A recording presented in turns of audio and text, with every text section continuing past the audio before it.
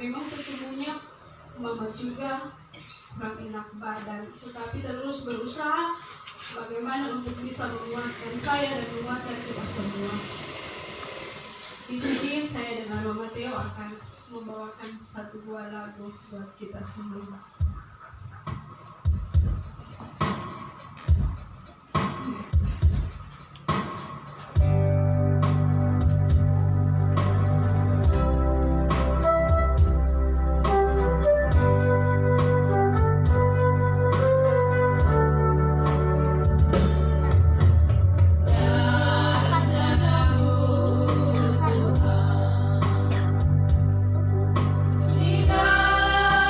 Hidup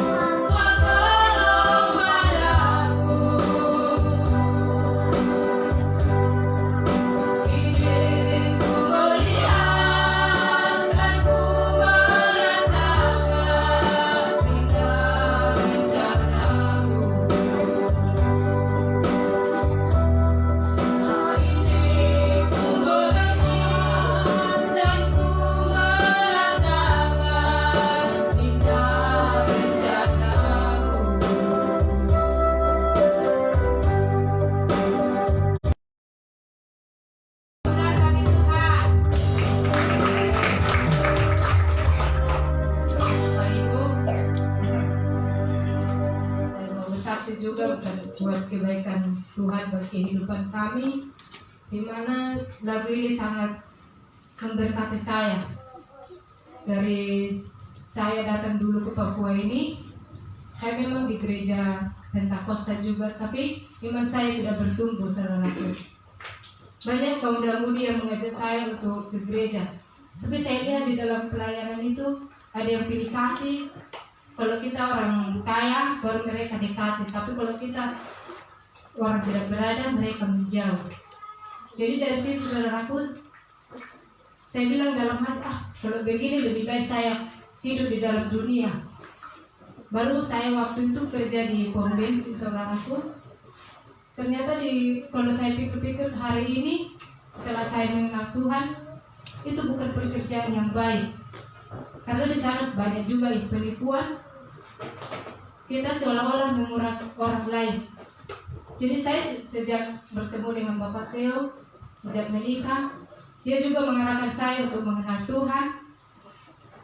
Mulai saya masuk di tempat ini, Ibu Pendeta juga selalu mendoakan kami dan mengarahkan saya, sehingga saya sampai saat ini bisa mengenal Tuhan. Jadi saudaraku, tetap dukung kami di dalam doa. Dan tahun ini juga, saudaraku, kerinduan saya bagi Tuhan, pergumulan saya bagi Tuhan, saya segera mendapatkan seorang perempuan. Tapi saya tetap di dalam Tuhan, walaupun anak laki-laki atau perempuan itu sama di mata Tuhan. Tapi saya tidak percaya tahun ini Tuhan berikan bagi kami. Baik, saudaraku, tetap dukung kami dalam doa supaya kami juga semakin dekat bagi Tuhan. Baik, mungkin masih ada yang lain. Kalau tidak ada, kita akan mendengarkan firman Tuhan. Kita angkat pujian kita berkata firman mulia dan amin.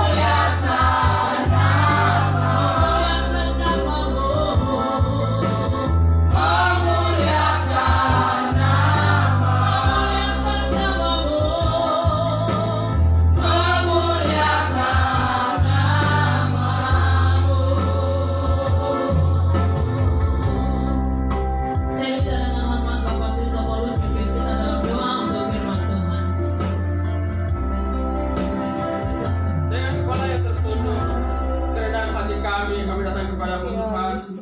Tuhan, kami minta Roh Kudus-Mu hadir di tengah kami pada pagi hari ini Tuhan. Sebentar lagi kami akan mendengar sebagian hijau pada firman-Mu Tuhan. Jangan begitu saja berlalu, tetapi tertanam dalam lubuk hati kami masing-masing sebagai pedoman penutup hidup baru bagi kami Tuhan. Tuhan, Engkau berkati Ibu pendeta kami yang akan kita membawa firman, sehingga tutur kata apa yang keluar daripada mulutnya itu sesuai dengan kehendak-Mu Tuhan, sehingga itu menjadi kebutuhan hidup kami Tuhan. Amin. Tuhan, dari awal pertengahan dan akhir pada ibadah ini kami alahkan dengan nama-Mu, Allah Bapa, Anak dan Roh Kudus. Biar kehendak-Mu yang terjadi bagi kami Tuhan. Amin. Tuhan, segala macam intervensi setan iblis dalam ruangan ini kami ikat patahkan, hancurkan kami dalam nama Yesus. Biar kehendak-Mu yang terjadi bagi kami. Amin. Haleluya. Sehingga ibadah kami dapat berjalan dengan baik. Terima kasih Tuhan. Segala puji hormat kami kemuliaan kepada-Mu. Haleluya. Haleluya. Amin. Amin. Puji Tuhan, silakan duduk. Tuhan Yesus memberkati. Pada hari ini kita sangat bersyukur kepada Tuhan, dan mungkin boleh dikatakan ini adalah ibadah ucapan syukur bagi kita. Kenapa saya katakan ibadah ucapan syukur? Kalau saya mau mengingat kembali 1 tahun yang lalu ya, bulan 3, ketika itu mau dirayakan ulang tahunnya, nggak jadi karena banjir bandang. Dan ini pun mau dirayakan kemarin itu sakit. Tanggal berapa kemarin itu? Tanggal 13 Maret sakit, ya toh? Dan puji Tuhan bersamaan dengan sembuh, dan sekaligus kita rayakan juga lah ulang tahunnya dan sembuh. Kita percaya tidak akan ada lagi mau lemah, mau apakah, karena kesembuhan itu terutama adalah dari diri kita sendiri. Amin. Amin. Kalau kita memang mau sembuh total, semuanya kita jaga. Pikiran kita, kesehatan kita. Kesehatan itu artinya jangan begadang, ya. Terus makanan pun harus yang katakanlah yang bergizi, segala sampah-sampah jangan dimasukkan ke dalam tubuh, ya toh. Bisa saudaraku bayangkan 2 minggu itu orang yang bekerja di sana nggak kita lihat. Seperti apa itu pekerjaan, saya juga tidak tahu. Lalu yang berikutnya saya bersyukur kepada Tuhan bahwa memang rencana Tuhan yang jadi.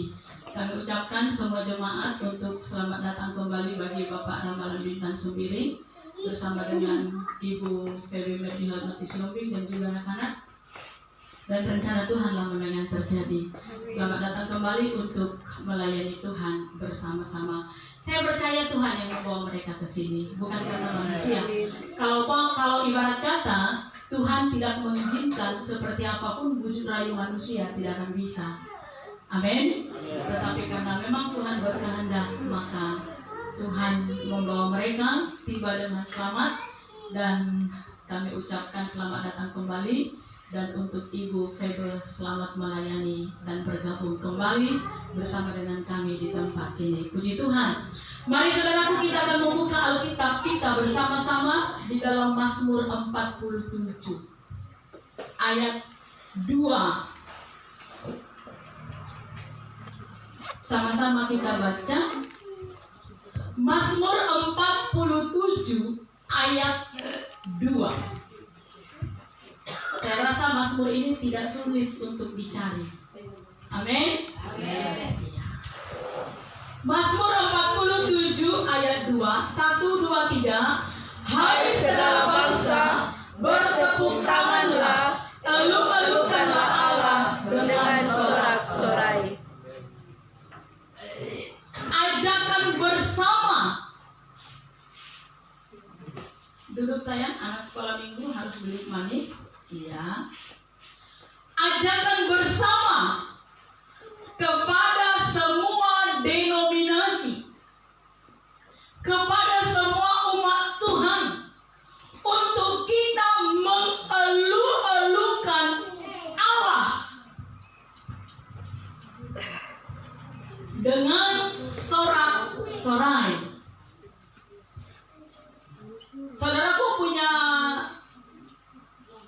pemain sepak bola kesayangan? Pak Sumardi punya nggak Pak? Yang dijagokan? Nggak suka nonton bola? Sama kita. Oh, saya mau tanya dengan Tika saja dulu. Dia ini suka sekali nonton bola. Saya heran, ada juga ternyata perempuan suka nonton bola. Sampai begadang pun dia rela. Betul. Saya bilang, wih luar biasa nih perempuan ada yang suka nonton bola. Apa namanya kalau untuk Jayapura? Persipura.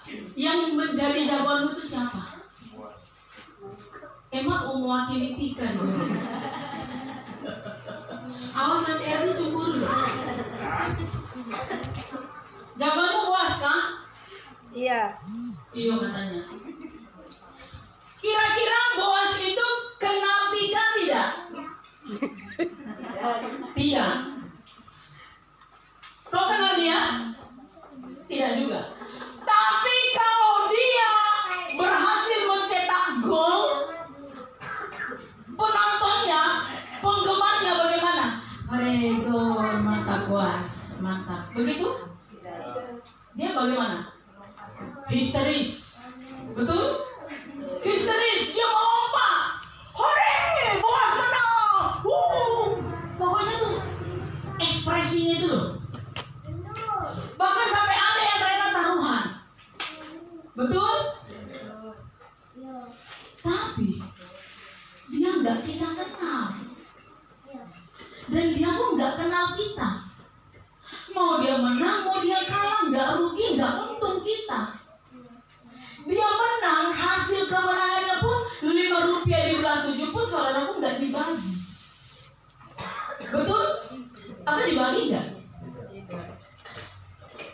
Tapi Allah yang kita kenal dalam nama Tuhan Yesus, yang sudah rela mati di kayu salib, menggantikan kita, yang sampai hari ini kita diberi perlindungan. Banyak orang di luar Papua dihimbau untuk ibadah di dalam rumah oleh karena situasi dan kondisi yang tidak memungkinkan, dan kita masih bisa bersekutu bersama, baku jabat tangan. Itu semua karena perlindungan dari Dia. Tapi begitu sulitnya untuk histeris menaikkan pujian bagi Dia untuk bersorak-sorai. Amin. Nah itu kan buktinya. Terbukti toh? Amin. Amin. Sementara saya dari depan sudah berkata amin. Amin. Amin. Amin.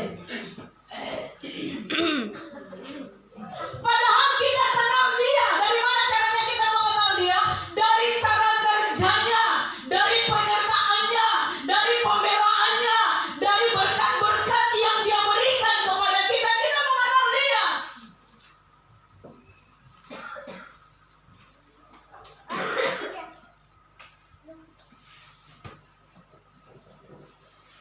Tuhan Yesus baik nggak? Baik. Saya bilang Tuhan Yesus itu baik. Sudah punya pengalaman bersama dengan Dia? Sudah. Sudah? Sudah.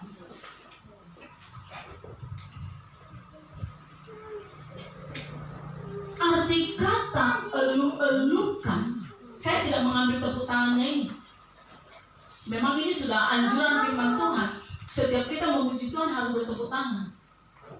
Jadi tepuk tangan itu bukan hanya milik orang aliran pertobatan, tapi tepuk tangan itu milik semua gereja. Elu-elukan artinya adalah selain daripada kita histeris, bersorak, berseru adalah elu-elukan ini artinya ibadah dengan sungguh. Perbuatan kita, tingkah laku kita mengeluh-elukan Dia tidak cukup dengan kata-kata. Tidak cukup hanya dengan berkata I love you Jesus. Aku sangat mengasihi Engkau segalanya Engkau bagiku. Nggak cukup, tetapi perbuatan kita yang paling utama. Seringkali saya katakan Tuhan tidak memandang apa yang kita lakukan di dalam gereja pada saat ibadah begini. Amin. Amin. Tetapi yang Tuhan mau tahu adalah apa yang kita kerjakan di luar Gereja. di luar ibadah atau di luar gereja. Tuhan tidak mau tahu apa yang saudaraku lakukan di tengah-tengah ibadah ini. Apakah saudara menangis? Apakah saudara sungguh-sungguh? Apakah saudara pura-pura? Apakah saudara menari? Tuhan tidak mau tahu dengan itu. Tetapi yang Tuhan mau tahu adalah apa yang saudaraku kerjakan di luar gereja, di luar ibadah, pulang ibadah, apa yang saudaraku mau kerjakan. Itu yang Tuhan mau tahu.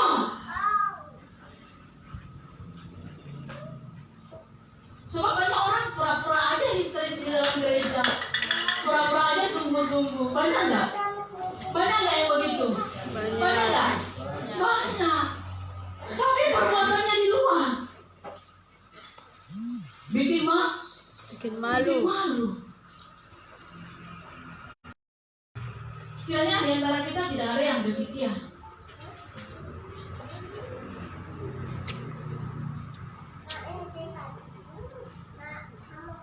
Kenapa kita harus mengalu-alukan Dia? Kenapa kita harus setia beribadah kepada Dia? Kenapa kita harus melakukan semuanya itu? Jawabannya ayat 3. Kita baca bersama-sama. Ayat 3, 1, 2, 3. Sebab Tuhan yang maha tinggi adalah dahsyat, Raja yang besar atas seluruh bumi.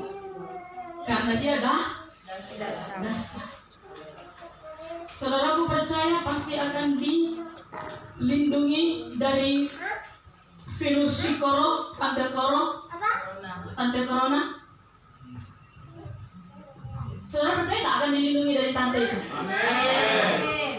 Saya melihat situasi ini, saya jadi teringat kepada bangsa Israel. Ketika akan dibawa keluar dari Mesir, dibawa ke tanah perjanjian. Waktu itu Firaun tegar tengkuk. Pertama dia bilang, ya bawa saja Musa. Habis itu nggak jadi lagi. Habis itu bawa saja Musa. Habis itu nggak jadi lagi terus. Sampai akhirnya 10 tulah. Dan ketika itu tulah yang terakhir adalah akan membunuh setiap anak sulung. Tahu anak sulung? Anak baik dari manusia maupun hewan. Tapi setiap umat Israel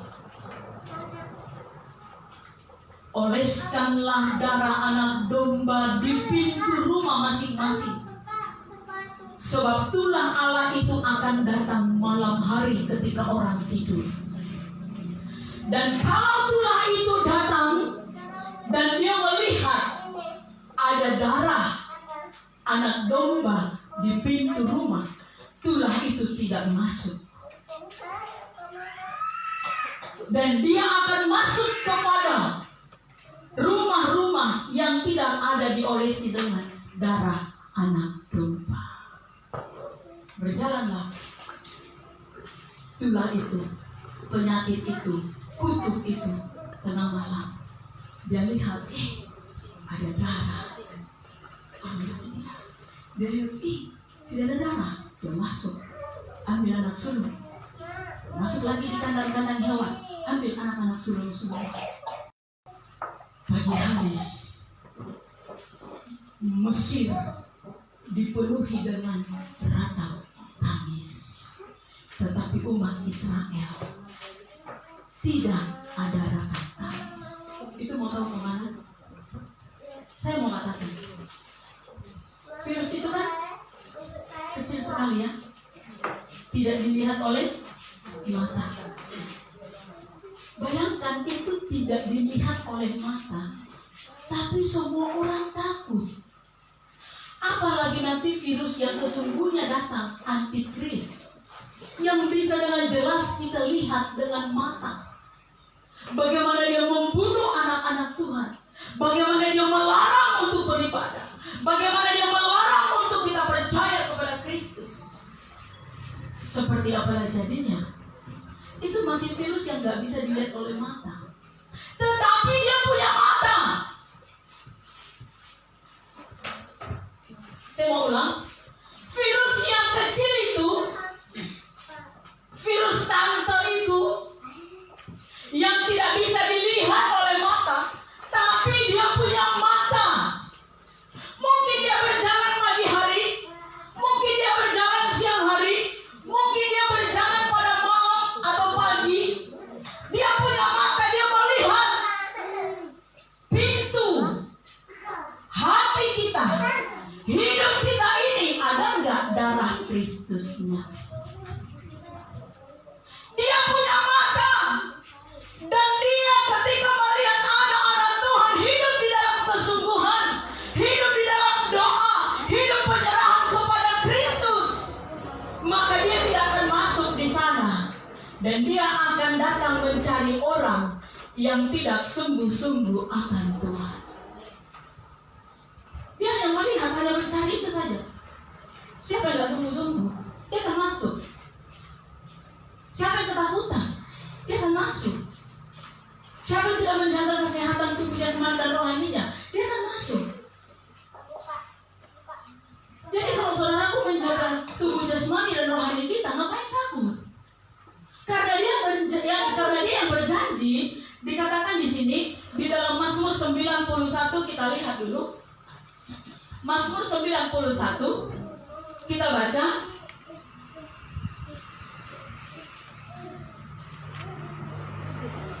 Ayat 4, kita baca sama-sama. 1, 2, 3. Dengan cepatnya ia akan menundungi engkau, di bawah sayapnya engkau akan berlindung. Kesetiaannya ialah perisai dan pagar tembok. Ayat 5. Engkau tak usah takut terhadap kedahsyatan malam, terhadap panah yang terbang di waktu siang. Ayat 5. Terhadap penyakit sampar yang berjalan dalam gelap, terhadap penyakit menular yang mengamuk di waktu petang. Tidak perlu takut. Amin. Amin. Karena virus yang gak kelihatan itu dia punya mata. Dia hanya mencari orang yang tidak tadi, yang dia melakukan segala yang tidak berkenan di luar ibadah atau di luar gereja. Itu yang menjadi sasaran utamanya dia. Itu menjadi sasaran utamanya. Makanya saudaraku, jangan pernah tinggalkan ibadahmu. Jangan pernah tinggalkan persekutuan doamu dengan Tuhan. Jangan kendor semangatmu, jangan kendor imanmu, jangan kendor kasihmu. Coba saudara, yang kendor-kendor itu bisa dipakai enggak? Baju yang sudah kendor bisa dipakai enggak? Rok yang sudah kendor bisa dipakai enggak? Celana panjang yang sudah kendor bisa dipakai enggak? Senar gitar yang kendor bisa dipakai enggak? Segala yang kendor-kendor itu enggak bisa dipakai, dibuang. Jadi kalau doa kita kendor, semangat pelayanan kita kendor, semangat ibadah kita kendor, semuanya kendor, kita tidak akan berguna di hadapan Tuhan. Dan itu yang akan menjadi sasaran iblis.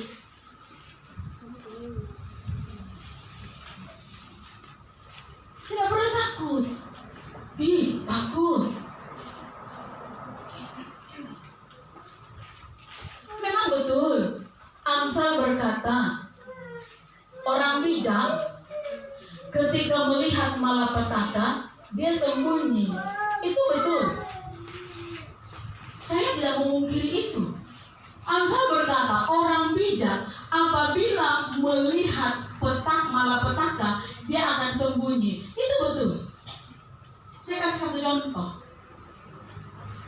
Tahun 2012,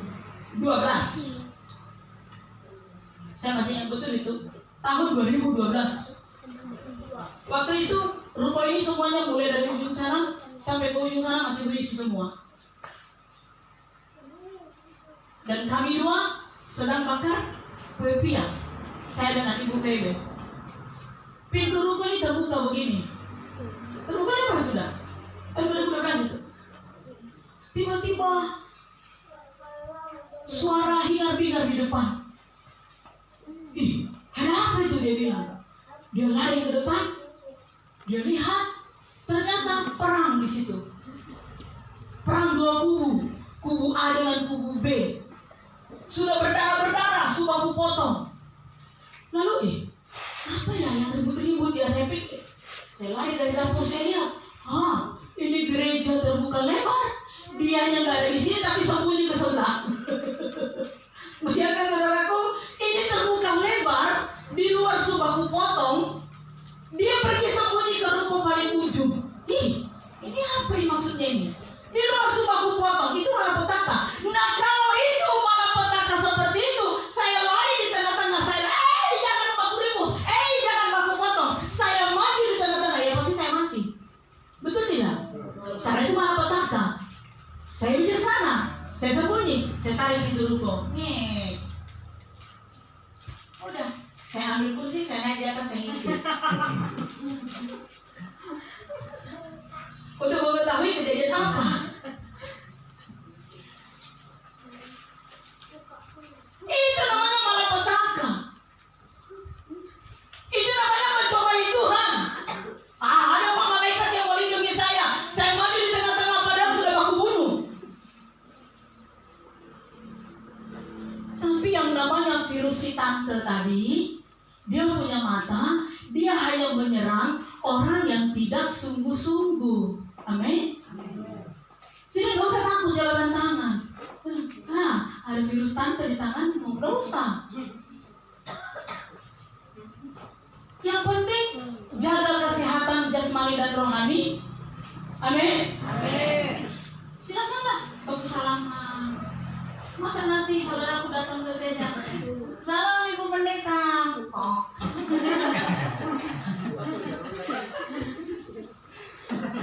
Kan nggak mungkin.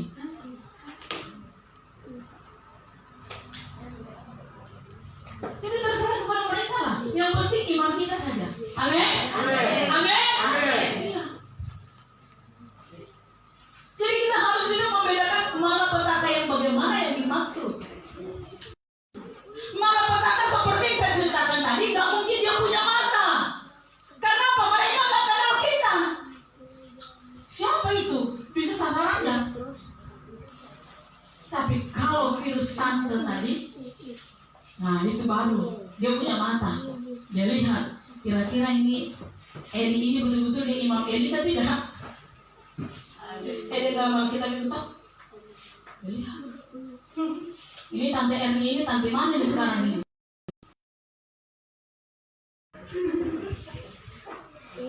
Ini pengikut atau tidak ini? Sama-sama buku atau tidak ini? Dia tahu. Amin. Amin. Dia tahu. Saya mengatakan, kalau saudara nggak sungguh-sungguh, hati-hati saja. Kira-kira itu bisa sampai ke sini? Kira-kira bisa sampai? Tidak. Bisa. Bukan karena kuat dan tegakmu untuk menjaga, tapi karena Tuhan. Kalau kau sungguh-sungguh, pasti. Erni. Kita lihat ayat selanjutnya. Gara-gara si tante itu apa yang terjadi? Mazmur 46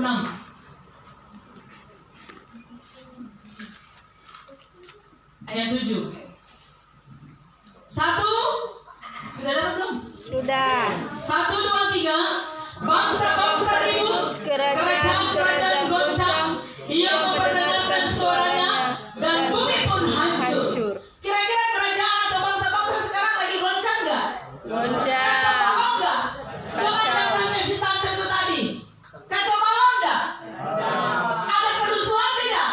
Sekarang kan tinggal baku tuduh antara Amerika dengan apa? Cina. Tiongkok. Yo. Tiongkok tuduh Amerika yang datang bawa virus itu. Tinggal baku tuduh dua ini sekarang. Saling menghujat, saling menuding, saling menyalahkan.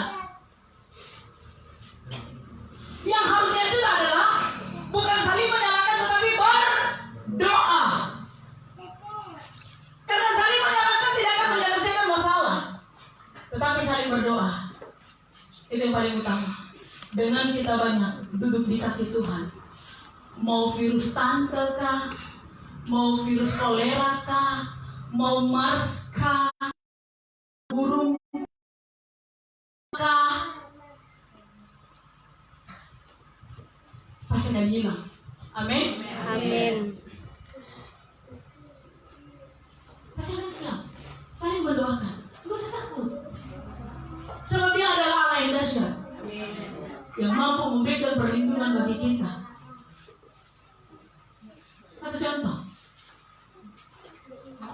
masih ingat enggak bangsa Israel keluar dari Mesir dipimpin oleh siapa? Musa. Nah, mereka dalam perjalanan itu tidak, mereka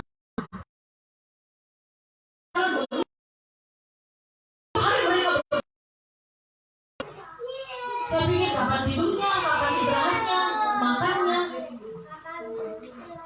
Tetapi Tuhan bilang apa kepada bangsa Israel? Kau tinggal duduk tenang saja, dan aku yang akan pergi berperang, mengalahkan semua musuh-musuhmu. Bani Amon kah siapakah, kau tinggal duduk tenang saja, dan aku akan datang memberikan kemenangan itu. Dan betul, Tuhan yang bikin mereka kacau balau. Bayangkan orang-orang Amori sesama orang Amori, bukan Samori ya. Samori dengan Amori beda. Samori itu pam ya. Nanti saudara bilang, ih, bukan ini apa? Mama Samori ya. Sesama orang Amori, mereka yang baku bunuh, kalah. Dan Tuhan memberikan kemenangan bagi bangsa Israel. Mereka hanya duduk saja dengan tenang. Arti kata duduk apa? Bukan hanya duduk-duduk cerita sana sini, pesta, bukan. Duduk artinya adalah hanya berdoa saja. Jadi kita pun seperti itu, hanya berdoa saja. Nanti Tuhan yang pergi berperang, melawan, mengalahkan semua virus-virus rantai itu tadi. Dia pergi berperang. Kau jangan pergi ke situ, sebab ada diriku di dalamnya. Kau cari yang tidak sungguh-sungguh. Amin. Jadi kalau saudaraku mau terbang sana, nggak ketahuan juntrungannya, pergi pagi, pulang malam nggak tahu kemana, lari sana, lari sini. Oh, hati-hati. Dia kan nggak susah mendapatkanmu, cepat saja. Jangan bangun duduk. Jangan bangun duduk. Bertobat. Amin. Amin. Jadi jangan gelisah hatimu dengan virus tante itu tadi. Ada yang gelisah? Tapi jangan ada yang sok jago. Banyak yang sok jago. Nggak apa-apa. Kecilmu. Tapi yang mau tidak menjaga hubunganmu dengan Tuhan, kau doain. Hubungan kita dengan Tuhan paling utama. Maka Allah pergi berperang, mengalahkan si tante itu. Jaga apa tadi? Jaga kesehatan jasmani dan kalau engkau tidak sehat, lemah tubuhmu, tidak fit tubuhmu, gampang. Jangankan virusnya si tante, gampang.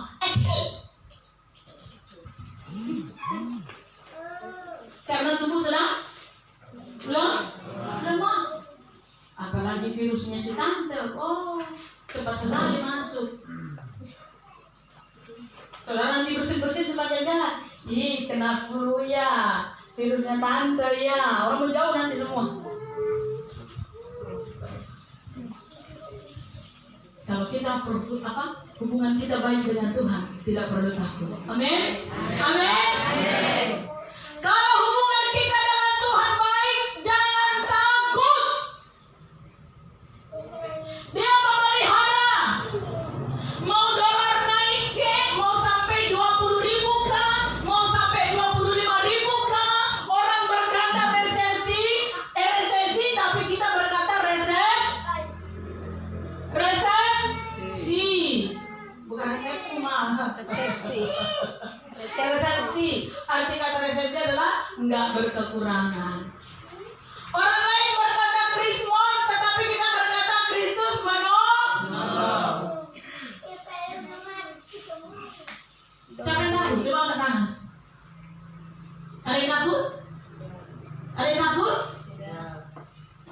Betul?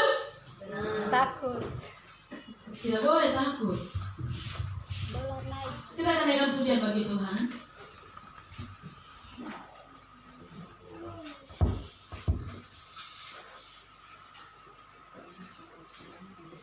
Kiranya jemaat Tuhan memperhatikan firman Tuhan hari ini.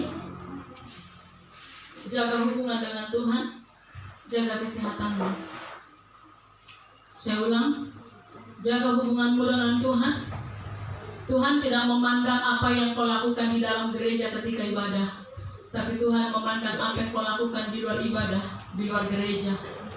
Jikalau kau tidak menjaga tingkah lakumu, perbuatanmu di luar sana, ini bukan nubuatan. Mudah-mudahan ini hanya perkataan saya saja. Kau akan terkena masalah atau virus di luar sana.